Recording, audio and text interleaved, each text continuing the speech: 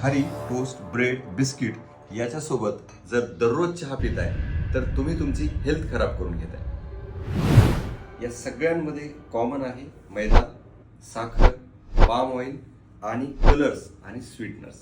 Palm oil हे cholesterol वाढवतं आणि हार्टसाठी अतिशय घातक आहे। याच्यामध्ये असणारी एक्सेस शुगर ही काय करते, फॅटी लिव्हर होऊ शकतं, वेट गेन होऊ शकतं आणि डायबिटीस सारखे आजार याच्यामधून उद्भवू शकतात। त्यासोबतच याच्यामध्ये असतात आर्टिफिशियल स्वीटनर्स, कलर्स आणि डाईज, जे की आपल्याला चिडचिडेपणा, लिव्हरचे आजार आणि डायजेशनचे प्रॉब्लेम क्रिएट करतात। त्यामुळे दररोज तुम्ही जर ब्रेड, बिस्किट्स असे खात असाल स्नॅक्स, तर ते रिप्लेस करा एक फ्रूटनी किंवा वेगवेगळ्या होल ग्रेन मील्सनी। म्हणून असे पदार्थ हे दररोज खाण्यापेक्षा कधी तर महिन्यातून एखादा दिवस खाल्लं तर प्रॉब्लेम नाही। टॅग करा तुमच्या ब्रेड बिस्किट खाणाऱ्या मित्रांना।